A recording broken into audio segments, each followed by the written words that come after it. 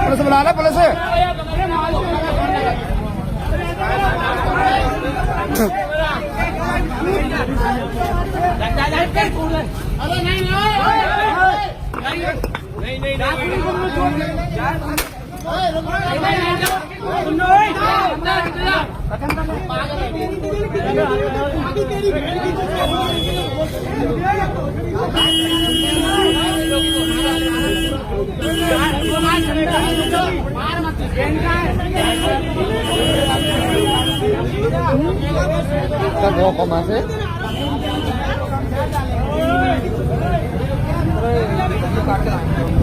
राजा भाई, ये हरदोगंज में जो अभी लड़के के साथ में मारपीट की गई है 2 मार्च को लेकर, क्या कहेंगे इसको लेकर? देखिए, ये शरीफ नाम का लड़का है और अतरौली का रहने वाला है। पिछले 30 वर्षों से हरदोगंज के अंदर अपना गोश्त बेच करके परिवार को पाल रहा है।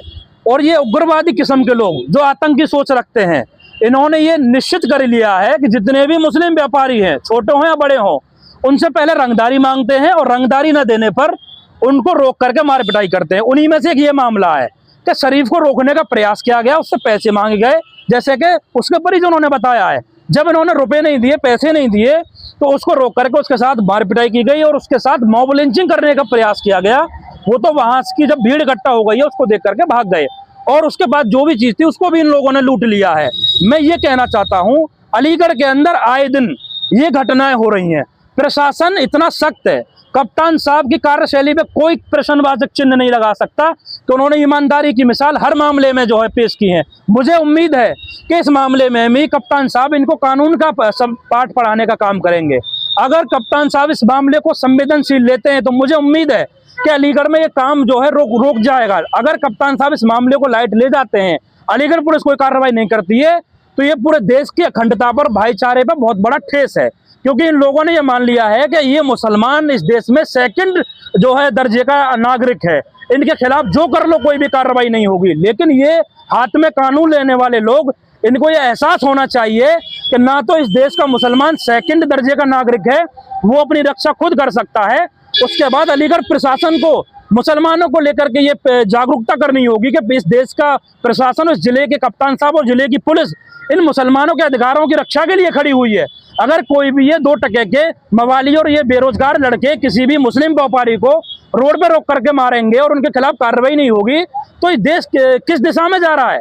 यह मैं साफ कप्तान साहब से मेरी मांग है कि साहब निष्पक्ष कार्रवाई इनके खिलाफ करी जाए, मुकदमा दर्ज करके इनको जेल भेजा जाए। अन्यथा हम तमाम पार्टी के लोग, तमाम सामाजिक संगठन और तमाम विपक्ष की पार्टियों के लोग एक संयुक्त डेलीगेशन बनाकर कप्तान साहब से मिलेंगे कि साहब इस पर कार्रवाई होनी चाहिए और जेल भेजा जाए। वसीम भाई, हरदोगंज में जो मार्च को लेकर एक लड़के के साथ मारपिटाई करी गई है, वो वंश बताकर क्या कहेंगे इसको लेकर? देखिए, हमें पूरा यकीन और भरोसा है, जिस तरह से अलीगढ़ के कप्तान साहब ने एक पुलिस की अच्छी छवि बना रखी है, वो निष्पक्ष रूप से ऐसे लोग जो आए दिन मॉब लिंचिंग के नाम पर दंगाई या दंगा कराना चाहते हैं, ऐसे लोगों के खिलाफ सख्त से सख्त कार्रवाई करेंगे। ये लोग पहले तो हफ्ता वसूली करते हैं, अगर इन लोगों को हफ्ता वसूली ना दें, जब आप ये सोचिए एक फैक्ट्री में से जब ऑन बिल गोश्त वहां से आ रहा है, तो ये क्यों हफ्ता वसूली कर रहे हैं? सबसे बड़ा मुद्दा यह है कि ये स्वयं घोषित नेता हैं।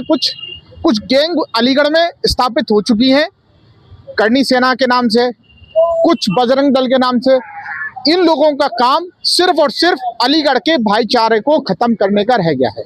वसीम भाई, इससे पहले भी कुछ घटनाएं हुई है, प्रेंटिस में भी इस तरह की घटना हुई थी, उसमें भी मेरे ख्याल से कार्रवाई हुई है। क्या आप देखिए, कार्रवाई इसमें पहले भी हम तो ये चाहते हैं, पहले भी इस पर कार्रवाई हुई थी। अब तो इस वक्त अलीगढ़ को इतने बढ़िया कप्तान साहब मिल चुके हैं जो निष्पक्ष रूप से अपना काम करते हैं। पहले कुछ संगठन के लोगों ने आई लव मोहम्मद लिख दिया और नाम किसी और का लगा दिया। ऐसे ही ये वही लोग हैं, इन पे काम तो है नहीं कुछ, ये स्वयं घोषित नेता है। ये जहां चाहते हैं वहां मॉब लिंचिंग करना शुरू कर देते हैं। पहले अकराबाद पनेठी पे करी, अब आज ये हरदोगंज में कर दी। तो मैं तो आपके माध्यम से अलीगढ़ पुलिस कप्तान साहब से गुजारिश करूंगा, संवैधानिक रूप से इनके ऊपर मुकदमा पंजीकृत हो और इनको जेल भेजा जाए तुरंत।